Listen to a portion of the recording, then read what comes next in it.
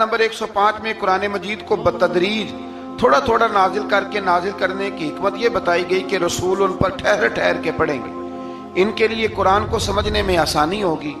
مشرکین مکہ اعتراض کرتے تھے کہ کبھی آپ اللہ کہتے ہیں کبھی رحمان کہتے ہیں، ہم تو رحمان کو نہیں جانتے۔ تو اللہ نے فرمایا رسول کہہ دیجئے کہ معبود برحق کو تم اللہ کہہ کے پکارو یا رحمان کہہ کے پکارو،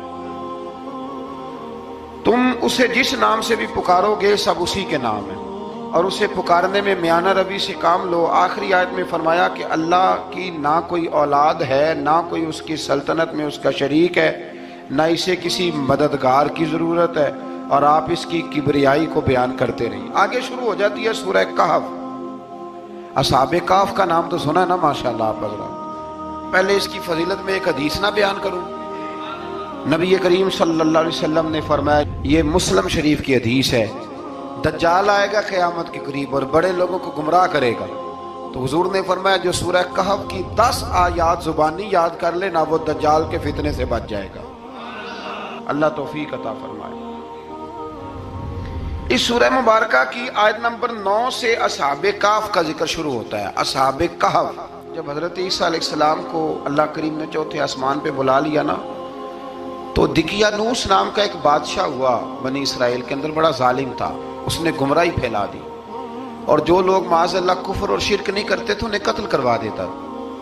تو 7-8 نوجوان اپنا ایمان بچا کے بھاگے۔ او ہو اللہ اکبر، ساری دنیا مال بچا کے بھاگتی، وہ 7-8 نوجوان اپنا ایمان بچا کے بھاگے کہ یہ ہمیں کہیں کفر کی طرف نہ لوٹا دے۔ تو جا کے ایک غار کے اندر چلے گئے تو ایک کتا بھی ان کے ساتھ ہو گیا۔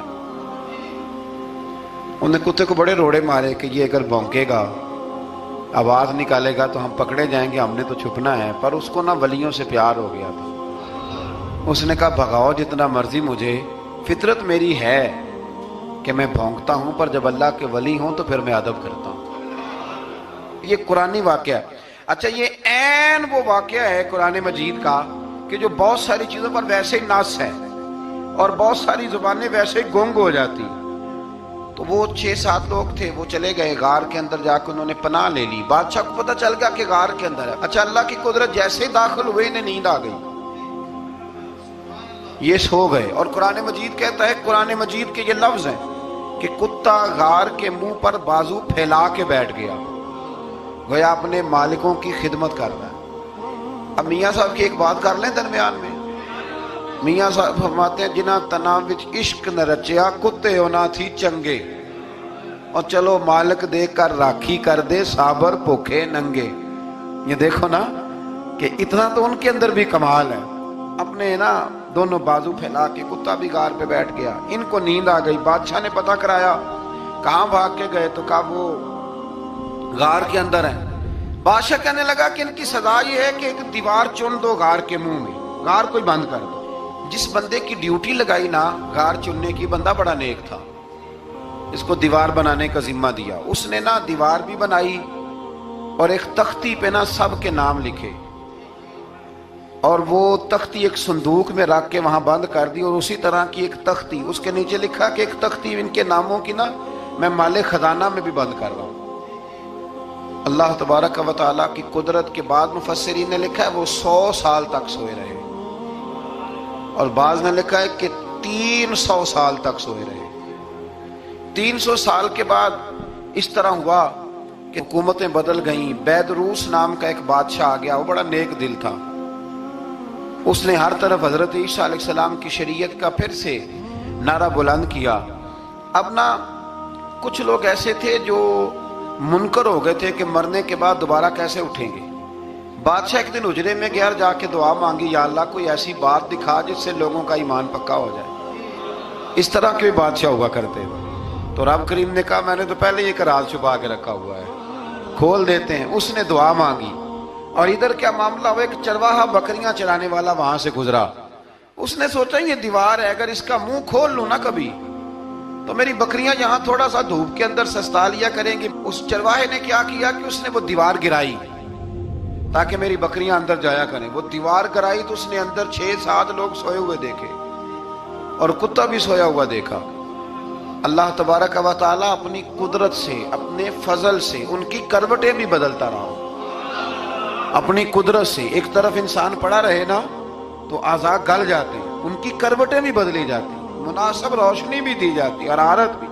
اس نے دیوار گرائی تو ان کی آنکھ کھل گئی، ایک دوسرے سے کہنے لگے آج تو بڑی گہری نیند سوئے ہیں یار، آج تو لمبی نیند پوری کر لی، چلو بھوک بڑی لگی ہے ایک دوست کو بھیجو۔ یہ سارا واقعہ قرآن مجید میں موجود ہے، میں اپنے لفظوں میں بیان کر رہا ہوں۔ جاؤ ایک دوست کو بھیجو بازار سے نا کھانا لے آئے، پیسے وہی 300 سال پرانی کرنسی۔ وہ جب نان بھائی کی دکان پہ گیا نا سامان لینے، اس کو پیسے دیے تو نان بھائی نے ہاتھ پکڑ لیا، کہنے لگا میاں تو کدھر سے آیا، یہ کون سے پیسے؟ اس نے کہا پیسے کاہے کہ میں بھی سوچ رہا ہوں کہ حالات بدلے ہیں، سارے حضرت عیسیٰ کا کلمہ پڑھ رہے ہیں، ماحول اور ہے۔ اس نے کہا تیرے ہاتھ کوئی خزانہ لگ گیا ہے، یہ تو ہم نام سنتے تھے کہ یہاں کوئی دقیانوس نام کا بادشاہ رہے، کوئی خزانہ، بتا کہاں سے لیے؟ شور ہوا، حاکم شہر تک خبر پہنچی، بادشاہ تک پہنچی۔ اس نے بتایا کہ بھئی ہم تو دقیانوس کے ڈر سے بھاگے ہیں، کل بھاگے ہیں یا آج سویرے، اتنا زیادہ ہمیں پتہ نہیں، کل یا آج سویرے بس نا، اتنا سا ہمیں یاد ہے کہ ہم گئے تھے۔ بہرحال لوگ جمع ہو گئے، اکٹھے ہو گئے، غار تک پہنچے۔ اب جو غار کے اندر تھے وہ پتہ کہتے کہتے لگتا ہے ہمارا دوست پکڑا گیا ہے، پکڑا گیا ہے تو اب بندے جمع ہو گئے، وہ اندر ڈر رہے تھے، تسبیح کر رہے تھے، اللہ کو یاد کر رہے تھے۔ ادھر یہ پہنچ گیا، جب ان لوگوں نے یہ جیتا جاگتا رب کے فضل کا نمونہ دیکھا اور بادشاہ نے کہا کہ یہ کیا ہے، صندوق کھولا تو اس کے اندر وہ تختی لکھی تھی کہ یہ ان کے نام ہے، یہ دقیانوس سے ڈر کے بھاگے ہوئے ہیں، یہاں یہ سو رہے ہیں، اور اسی کی ایک تختی میں نے فلاں جگہ بھی دفن کیا، وہ تختی بھی وہاں سے نکل آئی۔ اب سب لوگوں کی آنکھوں میں آنسو آئے اور سب کہنے لگے لا الہ الا اللہ، لا الہ الا اللہ، لا الہ الا اللہ۔ سب کہنے لگے ان اللہ علی کل شیء قدیر۔ جب ان کی بات پوری ہو گئی، لوگوں کے ایمان پختہ ہو گئے، تو اصحاب کہف کہنے لگے کہ ہمیں اب اجازت ہے، ہم پھر دوبارہ غار میں جاتے ہیں۔ وہ غار میں گئے تو رب نے پھر انہیں موت عطا فرمائی، نیند عطا فرمائی، تحفہ دیا۔ بادشاہ نے پھر اس کے آگے دیوار بنائی اور وہاں بادشاہ نے ایک مسجد تعمیر کرا دی، لوگ زیارت کرنے جاتے۔ یہ اصحاب کہف کا ذکر ہے۔ اب یہاں ہمارے مفسرین نے لکھا ہے کہ وہ جو کتا تھا نا وہ بھی ساتھ ہی تھا۔ اللہ قیامت والے دن اسے انسانی، یا تو انسانی شکل ملے گی یا جیسے رب کا فضل ہوگا رب کریم اسے بھی جنت عطا فرمائے گا۔ اس نے تبلیغ کی، دین کی، اس نے کیا کیا؟ تبلیغ کی، نمازیں پڑھی، روزے رکھے، حج کیا، 10 ہوتے صحیح اس کیتا کی۔ اسی آنکھیں نا خدا کے فضل سے ہم پر ہے سایہ غوث اعظم کا، ہمیں دونوں جہاں میں ہے سہارا غوث اعظم کا۔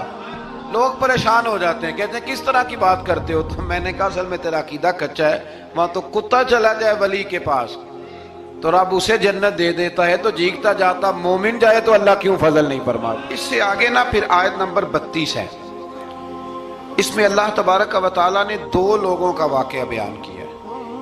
فرمایا ایک شخص کے انگوروں کے باغات تھے اور چاروں طرف سے انہیں کھجوروں کے درختوں نے گھیر رکھا تھا اور درمیان میں کھیتی بھی تھی اور بیچ میں دریا بھی بہہ رہا تھا، اور ان باغات نے بہت عمدہ فصل دی۔ ایک دن یہ شخص اپنے ساتھی سے کہنے لگا میرا مال اور افرادی قوت تم سے زیادہ ہے، مجھے یقین ہے کہ یہ باغ کبھی برباد نہیں ہوگا۔ اول تو مجھے قیامت کا یقین ہی نہیں معاذ اللہ، لیکن اگر قیامت آئی تو مجھے وہاں سے بھی بہتر مال ملے گا۔ اس کے دوسرے ساتھی نے کہا تو اپنی اصل کو بھول گیا ہے اور تو نے اپنے خالق کی ناشکری کی جو کہ وحدہ لا شریک ہے۔ اگر تم نے باغ میں داخل ہوتے وقت ماشاءاللہ لا قوت الا باللہ کہہ دیا ہوتا تو یہ تمہارے حق میں بہتر ہوتا۔ اگرچہ مال اور اولاد میں تم سے کم ہوں، لیکن میرا ایمان یہ ہے کہ اللہ تعالیٰ مجھے اس سے بہتر نعمت عطا کرے گا، اور آسمان سے کوئی آفت آئی اور تمہارا باغ تباہ و برباد ہو جائے گا، یا اگر اس کا پانی زمین میں دھس گیا تو پھر تم اسے تلاش نہ کر پاؤ گے۔ بالآخر اس شخص کا باغ برباد ہو گیا۔ وہ جو کہتا تھا نا مجھے یقین نہیں قیامت نہیں آئے گی، اس کا باغ ہی، اور وہ کف افسوس ملتے ہوئے کہنے لگا کاش میں نے شرک نہ کیا ہوتا، لیکن پھر اس کا کوئی نہ مددگار تھا اور نہ حمایتی۔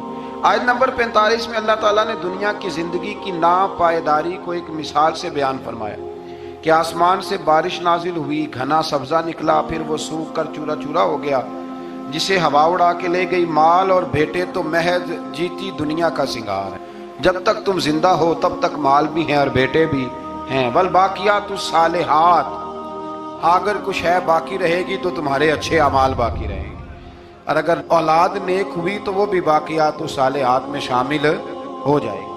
آیت نمبر 47 سے فرمایا کہ قیامت کے دن تمام روئے زمین پر ایک کھلے میدان کی صورت میں ہوگا، سب لوگ صف باندھے رب کے حضور اکیلے حاضر ہوں گے اور اپنے اعمال ناموں کو دیکھ کر خوف زدہ ہوں گے، کہیں گے ہائے افسوس، اس اعمال نامے کو کیا ہوا، اس نے نہ کوئی صغیرہ گناہ چھوڑا نہ کبیرہ، مگر سب کو شمار کیا۔ آیت نمبر 50 میں حضرت آدم علیہ السلام کو فرشتوں کے سجدہ، ابلیس کی نافرمانی اور شیطان اور اس کی ذریت کے انسان کے دشمن ہونے کا بیان ہے۔ آگے پھر ذکر شروع ہو جاتا ہے حضرت موسیٰ علیہ السلام اور حضرت خضر علیہ السلام کا۔ یہ لفظ خضر بھی ہے اور خضر بھی ہے، یہ دو تین طریقوں سے پڑھا جاتا ہے۔ حضرت خضر کے بارے میں مختلف روایات ہیں کہ یہ ولی ہیں کہ نبی ہیں، لیکن مضبوط رائے اکثر بزرگوں کی یہی ہے کہ یہ بھی اللہ کے نبی ہیں، اور بعض نے لکھا ہے یہ ہمیشہ سے زندہ ہیں۔ یہ دو اللہ کے نبی حضرت الیاس علیہ السلام اور حضرت خضر علیہ السلام، یہ دونوں ہر سال حج میں بھی جاتے ہیں، ہر سال حج میں بھی جاتے ہیں، کیونکہ ایک روایت ملتی ہے کہ محبوب کریم علیہ السلام حج پہ گئے تو فرمایا میں الیاس اور خضر کو پہاڑوں سے اترتے ہوئے دیکھ رہا ہوں۔ تو جن کو اللہ نے کھلی آنکھیں دی ہوتی ہیں پھر انہیں زیارت بھی ہوتی ہے، انہیں یہ نظر بھی آتے ہیں۔ حضرت خضر علیہ السلام کو اللہ نے علم لدنی عطا فرمایا۔ یہ علم لدنی اللہ جس کو اپنے پاس سے عطا کر دے اس کو علم لدنی کہتے ہیں۔ حضرت موسیٰ علیہ السلام ایک دن تقریر کرتے ہوئے کسی نے پوچھا کہ آپ سب سے بڑے عالم ہیں، فرمایا الحمدللہ۔ تو اللہ کریم نے فرمایا نہیں ہے موسیٰ کلیم، آپ سے بڑے بڑے بھی ہیں، بڑے بڑے لوگ ہیں۔ ہمارے ہاں مسئلہ ہے پا نہ پڑی اور لوگ مناظرہ کرنے آتے ہیں، کئی دفعہ لوگ نا مسئلہ بتاتے ہیں تو میں کہتا ہوں جناب آپ نے بتا دیا کہ اب آپ نے حکم کرنا ہے، اب آپ نے حکم کرنا ہے۔ کبھی کبھی کچھ لوگ ایسی باتیں کرتے ہیں وہ جی آپ ایک بندے کا نام لیتے ہیں ذکر کرتے ہیں، تو میں نے کہا چلو ہم نے بھی کہیں کچھ پڑھا ہی ہوگا نا تبھی تو ذکر کرتے ہیں، لیکن جو آتے ہیں نا لوگ وہ مشورہ تمہارے دور میں ہے ہی نہیں، جس نے جو لائن پڑھ لی ہے وہ اس پہ پکا ہو گیا، سارا نہیں نہ پڑھا، سارا پڑھے پھر بات سمجھ میں آتی ہے۔ حضرت موسیٰ کلیم اللہ کے نبی ہیں اور کیا بات ہے ان کی، اور یہ بھی اللہ کا فضل ہوا حضرت موسیٰ نے یہ بات کی، تبھی تو ہمیں اتنی شاندار حکمتوں کے پھول ملے، یہ بھی حضرت موسیٰ کا ہی کمال ہے۔ تو حضرت موسیٰ نے کہا کہ اے اللہ وہ جو مجھ سے بڑا ہے عالم ہے وہ کہاں ملے گا جس سے میں حکمت کی بات سیکھوں؟ تو فرمایا جہاں مجمع البحرین ہے نا، دو دریا ملتے ہیں، وہاں وہ ملے گا۔ حضرت موسیٰ کلیم سے اللہ نے فرمایا کہ جاؤ جہاں دو دریا ملیں گے نا وہاں تمہیں وہ شخص ملے گا۔ تو یا اللہ میں کس طرح؟ فرمایا زادرہ ساتھ لے جاؤ، کھانے پینے کا سامان۔ حضرت موسیٰ کلیم لے گئے، مچھلی بھی لے گئے۔ فرمایا یہ مچھلی جہاں تمہارے برتن سے نکل کے دریا میں داخل ہو وہاں دریا میں شگاف پڑ جائے گا، وہاں وہ تمہیں شخص ملے گا۔ حضرت موسیٰ نے اپنے خادم حضرت یوشع بن نون علیہ السلام کو بھی ساتھ لیا۔ یہ بعد میں حضرت موسیٰ علیہ السلام کے جانشین ہوئے۔ یہ دونوں سفر پہ نکل گئے، ایک جگہ پہ پہنچے جہاں پہاڑ تھا، ساتھ دریا بھی تھا، اس کے نیچے آرام کرنے لگے۔ حضرت موسیٰ کلیم سو گئے تو یوشع بن نون علیہ السلام موجود تھے، مچھلی جھٹ سے نکلی، دریا میں داخل ہو گئی، وہاں راستہ بھی بن گیا۔ اب اٹھے حضرت موسیٰ کلیم، جب اٹھے تو فرمایا چلو چلے، تھوڑا آگے جا کے فرمایا بھوک لگ رہی ہے کھانا تو نکالو۔ انہیں یاد آیا، کہنے لگے حضور مچھلی تو دریا میں چلی گئی تھی۔ فرمایا تو نے بتایا ہی نہیں، وہی تو ہماری منزل تھی جہاں مچھلی دریا میں گئی۔ پھر وہاں سے واپس آئے قدموں کے نشانوں پہ، وہاں پہنچے جہاں مچھلی گئی تھی، تو وہاں ایک شخص لیٹا ہوا تھا چادر لے کے۔ آپ نے سلام لی تو انہوں نے کہا وعلیکم السلام یا موسیٰ کلیم اللہ۔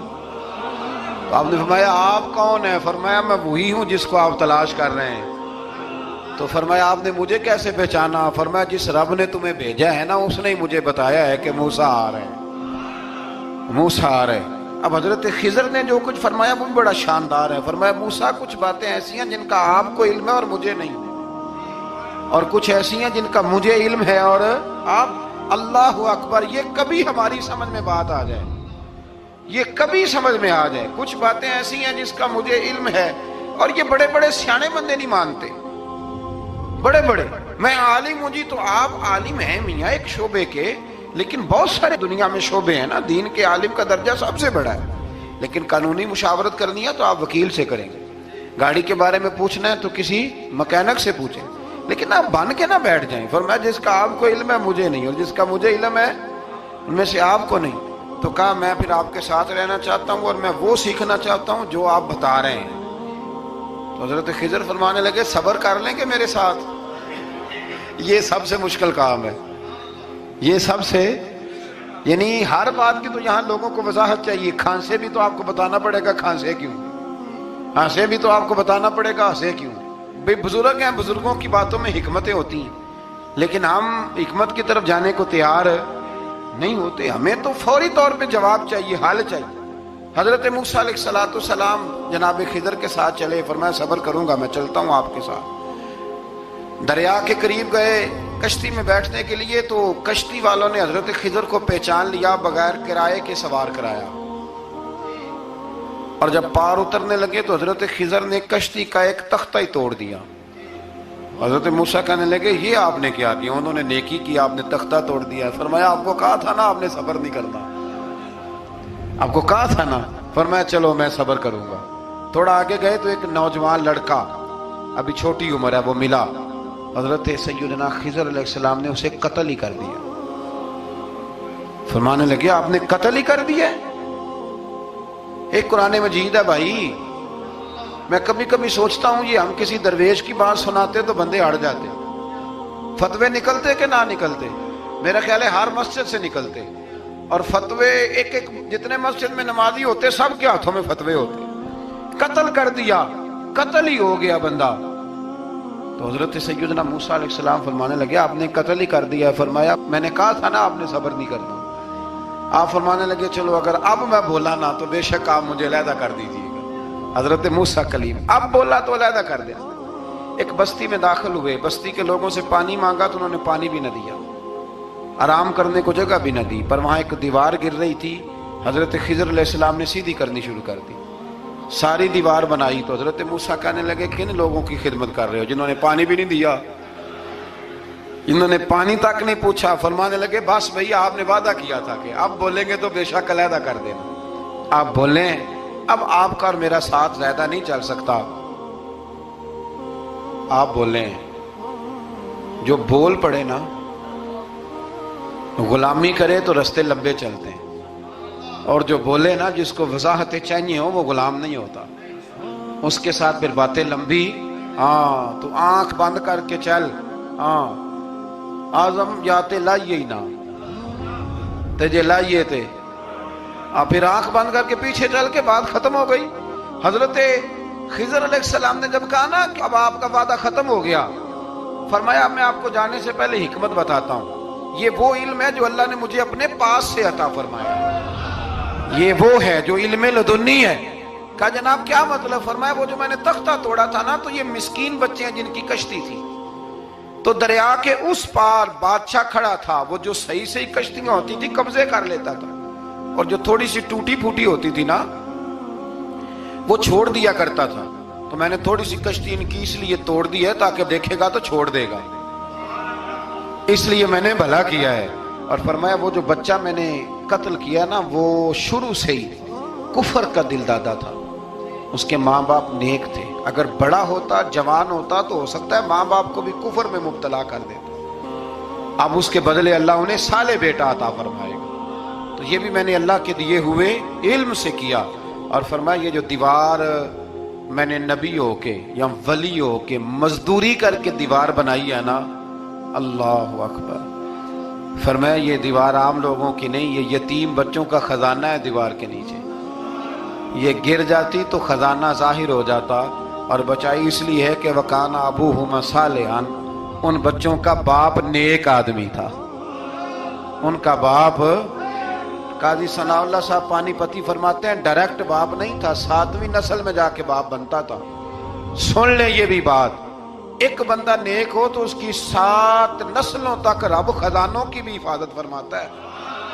اب آپ اندازہ فرمائیں کہ بات کتنی دور تک جاتی ہے۔ بزرگوں کی باتوں میں نا حکمتیں ہوتی ہیں، دانائیاں ہوتی ہیں۔ یہ طریقت کے جو لوگ ہوتے ہیں انہیں سبق یہ دیا جاتا ہے کہ آمنا و صدقنا، ماننا ہے اور تصدیق کرنی۔ ہمارا معاملہ یہ ہے کہ یہاں وضاحت دینی پڑتی، وہ جی وہاں کیا ہوا تھا، وہ جو گاڑی آپ کے پاس ہے تو وہ کہاں سے آئی، تو وہ جو کل آپ نیا جوڑا پہن کے آئے تھے تو وہ کدھر سے آیا۔ تو جو لوگ وضاحتیں مانگتے ہیں وہ اپنے نہیں ہوتے، ان کا غلامی کا رشتہ نہیں ہوتا۔ حبیب اور ہوتا ہے، شریک اور ہوتا ہے۔ شریک وضاحتیں مانگتے ہیں، حبیب محبت کرتے ہیں۔ ہمارا آج سب سے بڑا المیہ یہ ہے، سب سے بڑا، کہ ہم کسی حکمت کے تحت کوئی بندہ اگر کوئی کام کر رہا ہے تو مجبوری ہے کہ ہمیں وہ حکمت بتائی جائے، ایسا نہ کریں۔ یہ طریقہ حضرت غوث اعظم رضی اللہ تعالیٰ عنہ، حضور غوث پاک رضی اللہ تعالیٰ عنہ کو ایک شخص ملنے آ گیا۔ ملا علی قاری نے لکھا ہے، آپ کے ایک مرید نے کہا چل میرے پیر سے ملنے، کہنے لگا میں نہیں جاتا ملنے کسی پیر شیر سے، کہا نہیں آؤ تو صحیح۔ وہ آیا نہ تو اس نے دیکھا کہ 50 گھوڑے عربی نسل کے کھڑے ہیں غوث پاک کے دروازے، موٹے تازے چوڑے عربی نسل کے گھوڑے۔ اس کے ذہن میں خیال آیا، کہنے لگا یار سواری کے لیے اگر رکھے ہیں تو ایک بھی کافی تھا، 50 کی کیا ضرورت تھی۔ اللہ اکبر۔ اب واقعی 50 کھڑے تھے، مرید کے پاس جواب ہی کوئی نہیں تھا، کہنے لگا یار پتہ مجھے بھی کوئی نہیں، لیکن حضرت صاحب نے رکھے ہیں تو حکمت ضرور کوئی ہوگی، حکمت ضرور کوئی، اس کی کوئی حکمت ہوگی۔ اللہ اکبر۔ وہ چلے گئے واپس۔ وہ روز تنقید کرتا، کیسا تیرا پیر ہے 50 گھوڑے رکھے ہوئے، کیسے تیرا پیر ہے 50 گھوڑے رکھے ہوئے۔ کچھ دن گزرے تو ملا علی قاری کہتے ہیں وہ اعتراض کرنے والے کے پیٹ میں کوئی تکلیف ہوئی، بغداد کے سب سے بڑے طبیب کے پاس گیا۔ اس نے کہا تیرا تو جگر تباہ ہو گیا ہے، عربی نسل کا ایک گھوڑا چاہیے، اس کو ذبح کریں گے، اس کا جگر نکالیں گے، اس کی دوائی بنا کے تجھے کھلائیں گے، اور 50 گھوڑے ہوں گے تو بچے گا۔ اب پریشان ہو گیا، کہنے لگا گھوڑے ہیں تو صحیح، پر جو میں حال کر رہا ہوں گا گھوڑے تو نہیں ملیں گے، میرا تو جوتوں والا کام ہے، وہ شاید مل جائیں۔ لیکن جب انسان مرنے لگتا ہے تو پھر اس کو ڈوبتے کو تنکے کا سہارا۔ اپنے دوست کے پاس گیا، کہنے لگا چل تیرے پیر کے پاس چلے۔ اس نے کہا تجھے نہیں لے کے جانا، تو تنقید کرتا ہے۔ کہتا ہے ایک دفعہ چاہیے کیا، کہا گھوڑے۔ کہنے لگا تیرے لیے رکھے ہیں کوئی، جا دوڑ جا، میرے حضرت صاحب کی ضرورت کیا ہے۔ لیکن جب غوث اعظم کی خانقاہ میں داخل ہوئے نا تو حضور غوث اعظم اٹھ کے ملے۔ اللہ والے دلوں میں باتیں نہیں رکھتے، ماتھا چوما اور فرمانے لگے میاں تو ایک دن نا میری گلی سے گزر رہا تھا تو میری تیرے اوپر نظر پڑی، جو مجھے نظر آیا تو بیمار ہوگا اور تیرا علاج عربی نسل کے 50 گھوڑوں کی وجہ سے ہوگا، تو میں نے تیرے لیے لا کے کھڑے کیے ہوئے ہیں، تیرے لیے ہی کھڑے کیے ہیں۔ تو نا گھر بھی لے جانے کی ضرورت نہیں، چارہ بھی میرے مرید ہی ڈال دیا کریں گے۔ تو اس طرح کرنا، روز آنا ایک گھوڑا لے جانا، پھر اگلے دن آنا تو دوسرا۔ وہ خدا کے بندے تیرے لیے رکھے تھے، تو تنقید کر رہا ہے۔ اللہ کے بندے پردہ پوش ہوتے ہیں۔ ہاں شرط یہ ہے کہ وہ بندہ صالح ہو، دیندار ہو، وہ والا پیر نہ ہو جو نماز بھی نہ پڑھے اور گھوڑے 15 رکھے ہوئے ہوں، اس نے وہ والا معاملہ نہ ہو۔ تو میرے عزیز یہ یاد رکھیں کہ اللہ تبارک و تعالیٰ کا بندہ جب آپ کا روحانی علاج کرتا ہے نا، روحانی علاج سے مطلب جادو ٹونے کا علاج نہیں، روحانی علاج وہ ہوتا ہے کہ میرے گناہوں کا علاج ہو جائے، حسد بغض کینہ عداوت یہ نکل جائے، تو وہ کچھ ایسے نسخے بتاتا ہے جو سمجھ میں مرید کی نہیں آتے لیکن وہ ضروری ہوتے ہیں۔